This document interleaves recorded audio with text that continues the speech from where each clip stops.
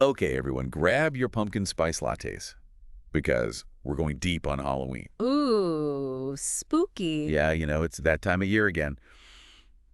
But here's the thing. What's that? We often think of Halloween as just harmless fun, right? But what if it's not? What if there's more to it than meets the eye? I like where this is going. That's what this deep dive is all about. We've been doing some research digging into the origins and traditions of this holiday. Yeah. And let's just say it's a bit more unsettling than we initially thought. Settling, huh? Okay, you've got my attention, so where do we start? Well, let's start with the obvious. Halloween is everywhere. True, it's not just a North American thing anymore. Right. It's gone global. But here's the thing. Yeah, Celebrations focused on spirits and the dead, they're not unique to Halloween. that's true. No. Think about Dia de los Muertos in Mexico, or the Bon Festival in Japan. Exactly. It makes you wonder, why are these kinds of celebrations so widespread? Why this fascination with the spirit world, with connecting with the dead? Yeah, it's a good question. And to really understand that connection, we need to go back in time, way back, to the ancient Celts. Ah, the Celts. Those guys knew how to party. Well, they certainly had some interesting beliefs. Their festival of Samhain, which is considered the precursor to modern-day Halloween, was a pretty big deal. Okay, tell me more. What was Samhain all about? They believed that on October 31st, the boundary between the worlds of the living and the dead thinned, allowing spirits to cross over. Wait, hold on. They actually believed that spirits could, like, walk among them. Yep. And it wasn't just about passive interaction either. The Celts believed they needed to appease these spirits, make them happy, To do what? to ensure a good harvest, protect themselves from harm, that sort of thing. That's where ancestor worship comes in. Ancestor worship. So it was more than just spooky costumes and trick-or-treating then. Oh, much more. It was a deeply spiritual practice. They would light bonfires, wear costumes, and leave out food and drink as offerings. So costumes and treats already a thing back then. In a way, yeah. And what's interesting is how many of these ancient customs have survived in some form in our modern Halloween celebrations. Wow, okay, I'm starting to see the connections here. We dress up, we give out candy. It all seems so innocent, but Yeah, the roots of these actions go way deeper than we realize. exactly. How many of us, while carving a pumpkin or handing out candy, ever stop to think about the deeper meaning behind these actions? Probably not many, I'd say. But hold on, it wasn't just the Celts who shaped Halloween, right? Right. The Romans and the Catholic Church played a big role too. Okay, so let's talk about the Romans. What did they have to do with Halloween? Well, they conquered the Celtic territories, and as they often did, they absorbed some of the local customs into their own culture. So even the mighty Romans were drawn to these practices, huh? It seems so. And then, centuries later, the Catholic Church stepped in an attempt to, shall we say, Christianize the pagan celebration. They established All Saints' Day on November 1st. All Saints' Day, Yeah. to honor the saints, right? Exactly. And then All Souls' Day was added on November 2nd to commemorate all the faithful departed. So that's where we see the blending of pagan and Christian traditions. Precisely. The church tried to shift the focus, but many of those ancient Celtic practices persisted, intertwined with the newly established holidays. It's like this layered cake of beliefs and rituals, each era adding its own flavor to the mix. I like that analogy. And to understand the implications of celebrating Halloween today, we need to unpack those layers one by one. I'm with you. So where do we start? How about costumes? Everyone loves dressing up, but what's the connection to the spirit world? Yeah, tell me about that. Well, remember how the Celts wore masks to scare off evil spirits? Right. That practice evolved into the costumes we see today. Over time, costumes started to include saints, angels, and devils, reflecting the influence of All Saints' Day and All Souls' Day. So from scaring away evil spirits to representing figures from the afterlife, both good and evil. Yeah, that blurring of boundaries between the sacred and the profane is a recurring theme in Halloween's evolution. Okay, that's pretty interesting. Now let's talk candy. Everyone loves candy. Where does trick-or-treating fit into all of this? Well, going back to the Celts, they used food and drink as offerings to appease spirits, right? Hmm. That practice transformed into something remarkably similar.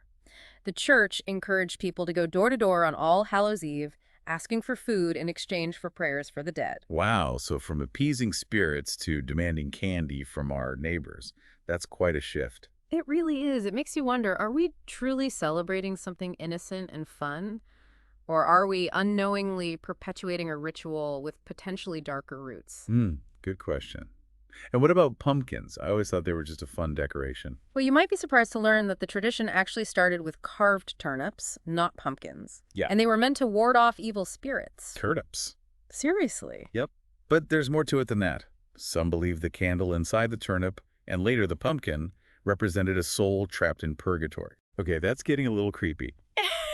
It's amazing how these seemingly simple traditions, costumes, candy, pumpkins, all have such deep and sometimes unsettling origins. And that's just scratching the surface. We haven't even touched on the influence of modern pagan practices like Wicca on Halloween celebrations. Whoa, okay. This is already making me rethink everything I thought I knew about Halloween. There's definitely more to this holiday than meets the eye. Stay tuned, because in the next part of our deep dive, we're going to explore those implications in more detail. We'll talk about the significance of Halloween for groups like Wiccans, and we'll delve deeper into the potential spiritual ramifications of celebrating a holiday that, at its core, revolves around the occult and the spirit world. This is getting good. I can't wait to hear more. So we've uncovered some pretty unsettling stuff about Halloween's origins. Yeah, it's really making me think twice about all those years of trick-or-treating. Right. Like we said, it's not just about harmless fun. It's way deeper than that. And the thing is, we've talked about how Halloween isn't unique in its focus on the spirit world. Right. There are similar celebrations all over the globe. Exactly. And it makes you wonder, why this recurring theme? This urge to connect with something beyond our physical reality. It's like this innate human desire to peek behind the curtain, to see what's on the other side. But maybe, just maybe, some things are better left unseen. You mentioned earlier that Halloween is deeply rooted in paganism and ancestor worship. Yeah, let's unpack that a bit. Okay, so that the ancient Celts, where Halloween originates, they had this deep reverence for their ancestors. Right, and they believed that on Samhain, that veil between the worlds was at its thinnest, Meaning? meaning they could communicate with the dead.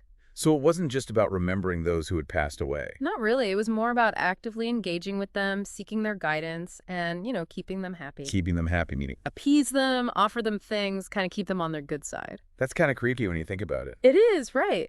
And the thing is, even though most people today don't consciously think of Halloween as ancestor worship, the origins are undeniable. Right, it's like we've inherited this spiritual baggage without even realizing it. Exactly. We're still engaging in these rituals, albeit in modified forms, but without truly understanding their original intent. And that's where the danger lies, right? Potentially, yeah. By blindly following tradition, we could be opening ourselves up to spiritual influences that we're not equipped to handle. Okay, you've used the word danger a couple of times now. Can you give us some concrete examples of how celebrating Halloween could actually be harmful? Well, think about it. Halloween is often portrayed as a time when anything goes out. Embrace the dark side, flirt with the macabre. Yeah, spooky costumes, haunted houses, all that stuff. Exactly. But that can lead to a desensitization to things that are normally considered taboo or even dangerous. Like what? Give me some specifics. For starters, a lot of Halloween costumes and decorations, they glorify violence, death, the occult. Okay, yeah, I see your point. We might think it's all in good fun, but are we unknowingly exposing ourselves, our children, to something that could have negative spiritual consequences? It's a valid question. And it's not just about the visual aspect either. Think about Halloween parties, events. Yeah. They often include things like fortune-telling, Ouija boards, seances. Oh man, those have always freaked me out, even as a kid. And for good reason. Many spiritual traditions, Christianity included, they warn against engaging in those kinds of practices. Yes, right. They believe that trying to contact spirits can open a door to negative spiritual influences, stuff that can mess with your life. This is seriously making me rethink my approach to Halloween. I always loved the fun, spooky aspect of it, but now I'm seeing a whole other side. A side that most people don't even realize exists, yeah. So what are we supposed to do? Just avoid Halloween altogether? That seems a little extreme. It's not necessarily about avoidance, but about making informed choices. Choices that align with your personal values, your beliefs. So being more mindful, setting boundaries. Exactly. And that goes for talking to your kids about Halloween, too. Yeah. How do you explain this to a child who just sees it as candy and costumes? Open and honest communication, even if it's age appropriate. We need to teach them that there's a deeper, potentially darker side to this holiday, beyond the fun stuff. So they can make their own informed choices. Right, even if those choices differ from what everyone else is doing. This has been so insightful, seriously. I'm looking at Halloween in a whole new light now, and not all of it's good. Knowledge is power, right? By understanding the darker side of Halloween, we can make informed choices about how we participate. Before we wrap up, I want to go back to something you said earlier about blurring the lines between the living and the dead. Yeah, that's an important point. Halloween, with all the ghosts, spirits, and occult stuff, it can make those things seem less serious. So even if we're approaching it with a lighthearted attitude, we shouldn't lose sight of the fact that there's a potential for something very real, very serious to happen. Exactly. We're dealing with something, the spirit world, that shouldn't be taken lightly, whether we believe in it or not. This begs the question, though, why is it so widely celebrated? Why do so many people, even religious folks, just go along with it? It's a tough question. For some, it's just tradition. They grew up with it, don't see any harm in it. Yeah, I get that. I have fond memories of trick-or-treating as a kid. And for others, it's about the excitement, the escapism. You know, dressing up, letting loose, embracing that darker side of life without judgment. And let's not forget the commercial aspect. Halloween is a huge moneymaker, with all the costumes, decorations, candy. Oh yeah, the commercialization has definitely played a role in its popularity, often overshadowing its darker origins. So what's the takeaway here? What do we want our listeners to really understand about the potential dangers of Halloween? First and foremost, think critically. Don't just accept traditions without understanding where they come from and what they could mean. Do your own research. Make informed decisions. Right. And secondly, be mindful of the spiritual side of things. Halloween, with its focus on the occult, can open doors that you might not want open. So even if it's just spooky fun, be aware of the potential consequences. Exactly. And lastly, remember, you have a choice. You don't have to participate in every aspect of Halloween. Pick and choose what feels right to you or opt out altogether. It's about taking back your power, right? Deciding what you allow into your life, physically and spiritually. Absolutely. And as we finish up this part of our deep dive, I want to leave our listeners with this thought. If Halloween can be so spiritually dangerous, why do we continue to celebrate it? What is it about this holiday that holds such sway over us, even with the potential for harm? Man, we've really gone deep on this one. We have, haven't we? Halloween, pagan roots, ancestor worship, the occult. It's a lot to process. It is. I mean, I always thought I knew Halloween, but this deep dive has really opened my eyes. It's like we've been celebrating this holiday without truly understanding it. Exactly. So the question is, what do we do with this knowledge? I mean, we've kind of exposed the darker side of Halloween, but where do we go from here? Well, it's not about telling people what to do, right? No, definitely not. Everyone has their own beliefs and comfort levels. Exactly. It's about giving people the information, the history, so they can make their own informed choices. So we're not necessarily saying boycott Halloween. Nope, not at all. Some people might be totally fine with celebrating, knowing what we know now. Others might want to tweak their celebrations, focus on the fun stuff, maybe avoid the more spiritually questionable activities. And some might decide to opt out altogether. Right, it's a personal choice. There's no right or wrong answer here. It's about being conscious, being aware of what we're participating in. Exactly. And this goes beyond just Halloween, you know? What do you mean? This whole idea of questioning traditions, of digging deeper, it's something we can apply to all areas of our lives. You're right. Just because something's been done for generations doesn't mean it's automatically good or harmless. We need to be critical thinkers, use our discernment, and trust our intuition. So how can our listeners apply this to their own lives? Besides Halloween, I mean. Well, it starts with curiosity.